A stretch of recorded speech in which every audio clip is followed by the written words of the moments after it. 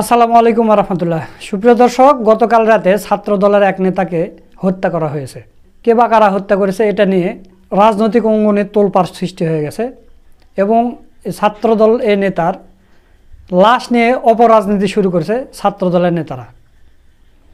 তো দর্শক, জানাজা শেষে ছাত্রদলের সভাপতি রাকিবুল ইসলাম রাকিব তিনি বলেছেন যে সরকারের বিরুদ্ধে আন্দোলনের হুঁশিয়ারি ছাত্রদল সভাপতির। এরপর তিনি ঢাকা বিশ্ববিদ্যালয়ের ভিসির পদত্যাগ চেয়েছেন এবং এই সম্মানিত ভিসি স্যার প্রক্টর স্যারের পদত্যাগের যে দাবি উঠেছে ছাত্র সমাজের মাঝখান থেকে, সেটি অবশ্যই তারা সম্মান দেখিয়ে আশা করছি তারা পদত্যাগ করবেন। সোহরাওয়ার্দী উদ্যান এখানে মাদকের সয়লাভ এবং মাদক সেবীদের অভয়ারণ্যে পরিণত হয়েছে। দর্শক, গতকাল রাতে ঢাকা বিশ্ববিদ্যালয়ের ভিসি তিনি ছাত্রদের সামনে চলে আসেন এবং তিনি উত্তেজিত হয়ে বলে, মার বেটা মার, আমি এখানে এসেছি, মার, আমাকে মার। আজকে করেছি, কালকে আবার এখানে এসেছে। বিশ্ববিদ্যালয় প্রশাসনকে আমি 5 বারের উপরে জানিয়েছিলাম কি করেছিল। সাবেক ভিসি স্যার যখন ছিল 2022 সালে 2 ডিসেম্বর ঢাকা বিশ্ববিদ্যালয়ের সামনে রুবিনাবাদে একজন হত্যাকাণ্ডের শিকার হয়েছিল। তারপর আমরা 5 আগস্ট ঢাকা বিশ্ববিদ্যালয়ের সাধারণ শিক্ষার্থীরা আন্দোলন করে সাবেক ভিসির কাছে 11 দফা প্রকাশ করা হয়। তারপরেও সাবেক আখতারুজ্জামান ভিসি কোন পদক্ষেপ নিতে ব্যর্থ হয়। সে আওয়ামী লীগের দোষক ছিল, আওয়ামী লীগের দালাল ছিল, সে পদক্ষেপ কোনো নেয়নি, কারণ এটা তার বাপের রাস্তা ছিল। ঢাকা বিশ্ববিদ্যালয়ের শিক্ষার্থীরা বিশ্ববিদ্যালয়ের ভিত্তিতে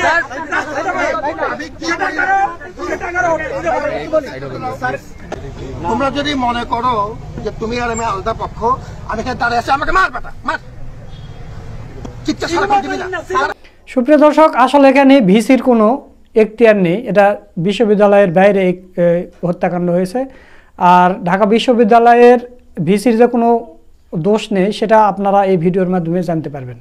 তো এই বিষয়ে ঢাকা বিশ্ববিদ্যালয়ের শিবির সভাপতি ফরহাদ কি বলেছেন, চলুন আমরা সেটা একটু শুনি। সাধারণ শিক্ষার্থীরা এখানে দুইটা ইস্যুতে প্রাইম ফ্যাক্টর হবে। একটা হচ্ছে আর কোনো সাম্য যাতে খুন না হয় সেজন্য নিরাপত্তা নিশ্চিত করা, আর হচ্ছে এই সাম্য খুনের বিচারটা নিশ্চিত করা। দেখেন, ঢাকা বিশ্ববিদ্যালয়ের শিক্ষার্থী প্রায় এখানে যারা আছে প্রত্যেকে একমত হবে যে আমরা এখানে আসবার পরে দেখে আসছি যে সোহরাওয়ার্দী উদ্যানে মাদকের কারবারি হয়, গাঁজা আসর বসে, এখানে অসামাজিক কার্যকলাপ হয় এবং সন্ত্রাসের আখড়া রাতের বেলায়।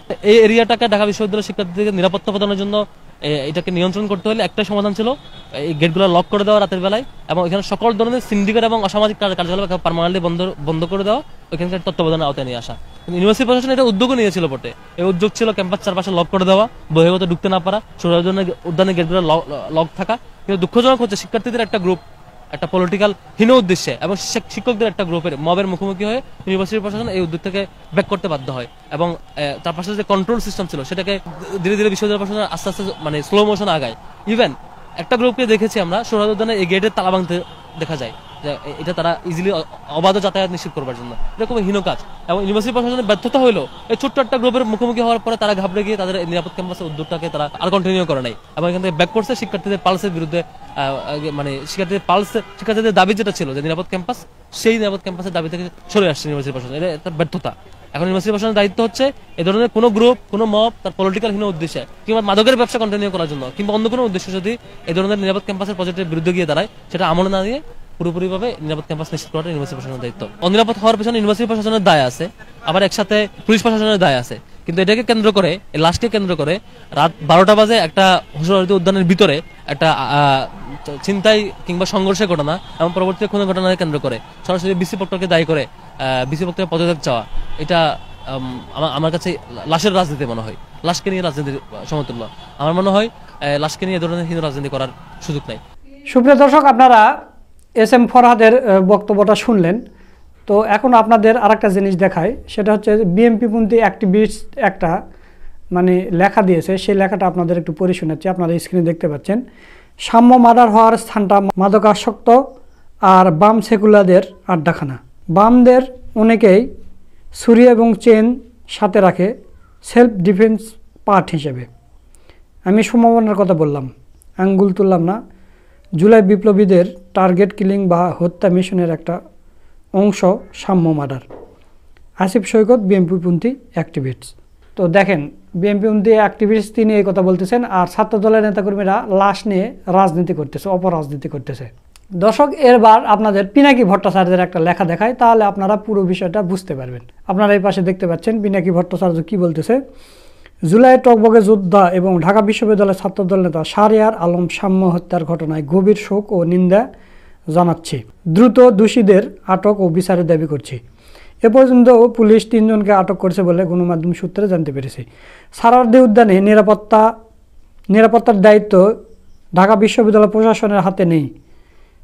কিছুদিন আগে বহিরাগত প্রবেশ নিষেধাজ্ঞা ও সোহরাওয়ার্দী উদ্যান নিয়ে ঢাবি প্রশাসন সিদ্ধান্ত নিতে গেলে কে বা কারা বাধা হয়ে দাঁড়িয়েছিল, তাদের এই প্রশ্নের মুখোমুখি করা উচিত।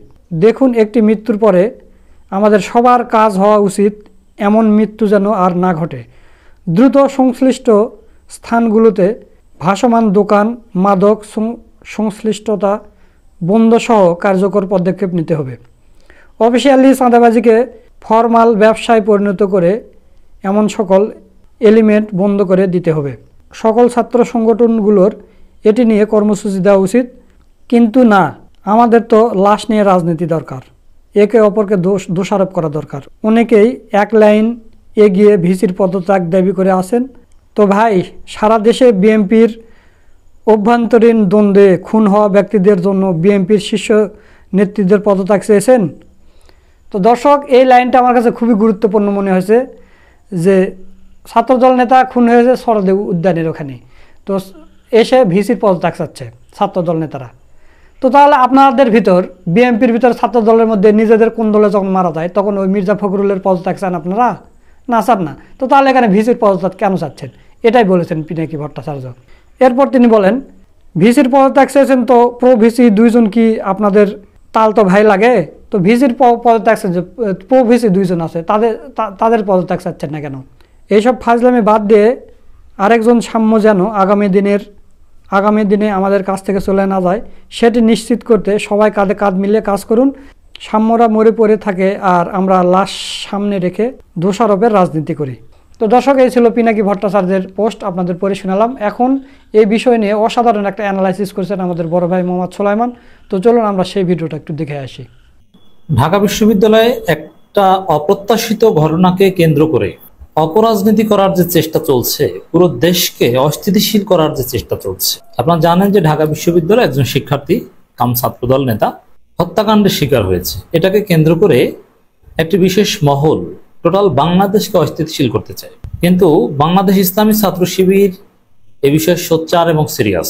তারা কাউকে কোনো অপরাজনীতি করতে দিবে না। ইসলামী ছাত্র শিবির এ বিষয়ে 2টা বিবৃতি দিয়েছে, একটা ঢাকা বিশ্ববিদ্যালয় শিবির আর একটা সেন্ট্রাল শিবির। শিবিরের বিবৃতি প্রমাণ করে শিবির অত্যন্ত সজাগ এবং সোচ্চার, কাউকে কোনো ছাড় দিবে না।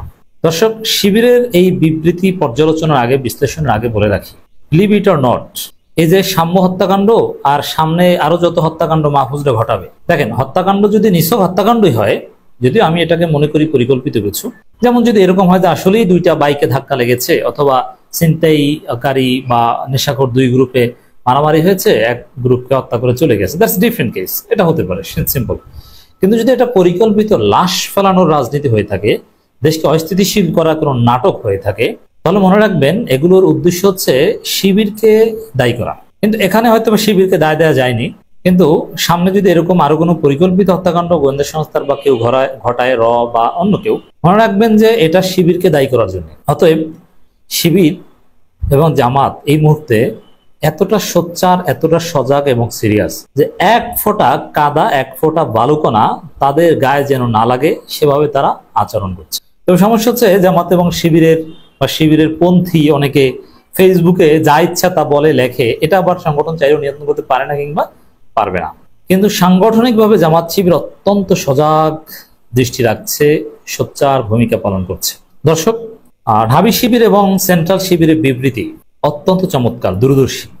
এমনকি আজকে ঢাবি শিবির সভাপতি ফরহাদ স্পষ্ট বলে দিয়েছে যে ক্যাম্পাসের বাইরে একটা ঘটনা ঘটেছে, সেটাকে কেন্দ্র করে ঢাবি ভিসি এবং প্রক্টরদের পদত্যাগ চাওয়া, মানে এটা অপরাজনীতি, মানে ছাত্রদলে অপরাজনীতি করেছে। ছাত্রদল নেতা নিহত হয়েছে, কিন্তু সেখানে দাঁড়িয়ে জানাজা শেষে ঢাবি শিবির সভাপতি স্পষ্টভাবে বলেছে এটা অপরাজনীতি করছে, ছাত্র দলের নাম উল্লেখ না করলে এটা হতে দেওয়া যায় না। কিন্তু এটাকে কেন্দ্র করে, এই লাশকে কেন্দ্র করে রাত 12টা বাজে একটা হোসেন উদ্যানের ভিতরে একটা ছিনতাই কিংবা সংঘর্ষের ঘটনা এবং পরবর্তী খুনের ঘটনাকে কেন্দ্র করে সরাসরি বিসি প্রক্টরকে দায়ী করে বিসি প্রক্টরের পদত্যাগ চাওয়া, এটা আমার কাছে লাশের রাজনীতি মনে হয়, লাশকে নিয়ে রাজনীতির সমতুল্য। আমার মনে হয় লাশকে নিয়ে ধরনের হীন রাজনীতি করার সুযোগ নাই। এটা যেমন এই সময় দরকার কি, এই যে দেশকে অস্থিতিশীল করার যে ষড়যন্ত্র, পরিস্থিতি ঘোলাটে করার যে ষড়যন্ত্র, এই সময় জরুরি দরকার হচ্ছে ঢাবি ভিসির পাশে দাঁড়ানো, প্রক্টোরিয়াল বডির পাশে দাঁড়ানো। কারণ তাদেরকে ভিকটিম বানানোর চেষ্টা করা হচ্ছে, তাদের পদত্যাগ দাবি করা হচ্ছে, যার কোনো যৌক্তিকতা নেই। ঢাবি শিবির, ঢাবি ভিসি এবং প্রক্টোরিয়াল বডির পাশে আছে, যেহেতু তাদের এখানে কোনো দায় নেই। এমনকি শিবির এতটাই সিরিয়াস এবং সোচ্চার, এতটাই সূক্ষ্মদর্শী যে এই ঘটনায় ইম্পর্টেন্টলি ছাত্র দলের দায় আছে। ছাত্র দলের নাম উল্লেখ না করলে শিবির সেটা স্মরণ করিয়ে দিয়েছে ছাত্র দলকে।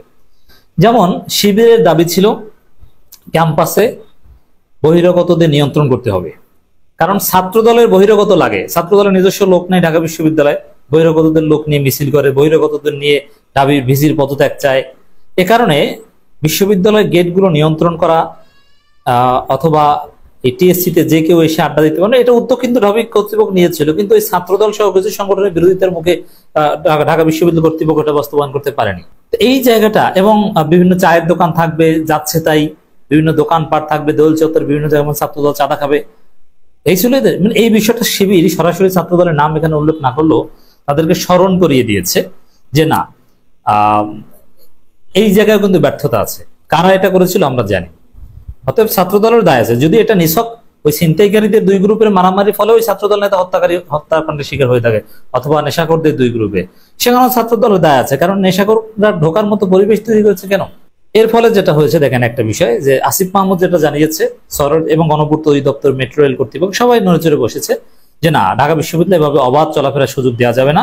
সরোয়ার্দী উদ্যানকে একেবারে রমনা পার্কের মতো বানানো হবে, ব্যাপক লাইটিং করা হবে, প্রত্যেকটা ইঞ্চি ইঞ্চি সিসি ক্যামেরার আওতায় আনা হবে এবং কোনো নেশাখোর বা এই ভাসমান কোনো প্রস্টিটিউট বা কেউ থাকতে পারবে না। শিবির এটাই চেয়েছিল, অতএব শিবিরের দাবি কিন্তু এখানে পূরণ হচ্ছে। তো শিবির প্রত্যেকটা জায়গায় সূক্ষ্মদর্শী ভূমিকা পালন করে আসছে, অতএব শিবিরের উপর দায় চাপিয়ে দাও এটা চাইলেই পারা যাবে না। এবার আসি দেখি শিবিরের বিবৃতি। ঢাকা বিশ্ববিদ্যালয় শিবির বিবৃতি দিয়েছে, ঢাকা বিশ্ববিদ্যালয় শিক্ষার্থী সাম্যের মৃত্যুতে গভীর শোক ও দুঃখ প্রকাশ এবং ক্যাম্পাস নিরাপত্তা নিশ্চিতে ব্যর্থ প্রশাসনের প্রতি নিন্দা। দেখেন, ঢাবি ভিসির পাশে দাঁড়িয়েছে, আবার প্রশাসনের প্রতি নিন্দাও জানিয়েছে। প্রশাসনের ব্যর্থতা কি? সাম্যের হত্যাকাণ্ডের সাথে প্রশাসনের ব্যর্থতার সম্পর্ক নেই। প্রশাসনের ব্যর্থতা হচ্ছে বহিরাগতদের প্রবেশাধিকার তারা লিমিট করতে পারেনি, এইটা ব্যর্থতা। এবং দেখেন শিবির কতটা স্মার্ট। আমার দৃষ্টিতে 5 আগস্টের পরে বাংলাদেশের যত সংগঠনের সবচেয়ে স্মার্ট পলিটিক্স করেছে ঢাবি শিবির, কোনো ভুল আমি দেখিনি। জামাতের অনেক আমিরে জামাত অনেক ভুল করেছেন, কিন্তু ঢাবি শিবির কোনো ভুল করেনি এখন পর্যন্ত। এটা ভুলের ঊর্ধ্বে সেটা বলছি না। তো দর্শক দেখেন, এই স্টেটমেন্টের শিরোনামে সাম্যকে, শাহরিয়ার সাম্যকে ছাত্রদল নেতা হিসেবে শিবির পোর্ট্রে করে না। শিবির ঢাকা বিশ্ববিদ্যালয়ের শিক্ষার্থী হিসেবে তাকে দেখছে, অন্য 10 জন শিক্ষার্থীর মতোই দেখেছে। তো এটারও একটা সিগনিফিকেন্স আছে, এর মানে এটা নিয়ে এটা পলিটিসাইজ করার সুযোগ শিবির দিচ্ছে না। ঢাবি শিক্ষার্থী নিহত হয়েছে, এটা কোনো পলিটিক্যাল ক্লাস ছিল না, এটাকে রাজনৈতিক রং দিয়ে কেউ রাজনৈতিক ফায়দা হাসিল করবে এই সুযোগ শিবির দিবে না। এ কারণে তার রাজনৈতিক পরিচয়টা কিন্তু মুখ্যভাবে সামনে আনেনি, ভিতরে এনেছে। ঢাকা বিশ্ববিদ্যালয় শিক্ষা গবেষণা ইনস্টিটিউটের 2018-19 সেশনে শিক্ষার্থী ও স্যার এফ রহমান হল ছাত্রদলের সাহিত্য প্রকাশনা সম্পাদক শাহরিয়ার আলম সাম্যের মর্মান্তিক মৃত্যু ঘটনায় বাংলাদেশ ইসলামী ছাত্র শিবির ঢাকা বিশ্ববিদ্যালয় শাখা গভীর দুঃখ প্রকাশ করছে। তো এখানে যদি শুরুতেই ছাত্রদল নেতা হত্যা এইভাবে আনা হতো, তাহলে ভাবটা এরকম হতো যেটা মনে হয় রাজনৈতিক কোনো হত্যাকাণ্ড। না, এটা রাজনৈতিক কোনো হত্যাকাণ্ড না। এটা আপাতত যতটুকু এসেছে, এটা ছিনতাইকারী বা নেশাখোর দুই গ্রুপের কোনো ঘটনা, তাদের মধ্যে সংঘাতের একটা ফল। এটা পলিটিক্যাল কোনো বিষয় না, কিন্তু ছাত্রদল এটাকে পলিটিসাইজ করার চেষ্টা করছে। এক যৌথ বিবৃতিতে ছাত্র শিবির ঢাকা বিশ্ববিদ্যালয়ের সভাপতি এস এম ফরহাদ ও মহিউদ্দিন খান বলেন, নিজ ক্যাম্পাসে বহিরাগত সন্ত্রাসী দ্বারা একজন শিক্ষার্থী খুনের এই ঘটনা ক্যাম্পাসের শিক্ষার্থীদের নিরাপত্তার জন্য হুমকি।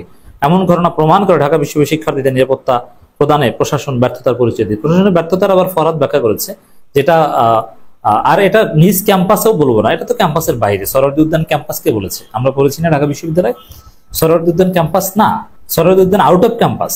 ওটা ক্যাম্পাসের জায়গা ছিল, বাট ওটা আউট অফ ক্যাম্পাস। ক্যাম্পাসের ওটা শাহবাগ থানা, গণপূর্ত অধিদপ্তর তাদের নিয়ন্ত্রণ, সিটি কর্পোরেশন নিয়ন্ত্রণ, যেমন ঢাকা বিশ্ববিদ্যালয়ে আপনি টিএসসি কোনো প্রোগ্রাম করতে গেলে টিএসসিতে তখন ঢাবি কর্তৃপক্ষের প্রক্টোরিয়াল বডির অনুমতি নিতে হয়, কিন্তু আপনি যদি সরোয়ার্দী উদ্যানে সমাবেশ করতে যান তাহলে বিএনপি জামাত বা কেউ ঢাবি বিসির কাছে বা প্রক্টরের কাছে আসে না, ওটা সিটি কর্পোরেশন গণপূর্ত অধিদপ্তর তাদের ব্যাপার, শাহবাগ থানার বিষয়, সেই এরিয়ায় নিহত। নিজ ক্যাম্পাসের কথাটা ঠিক নয়।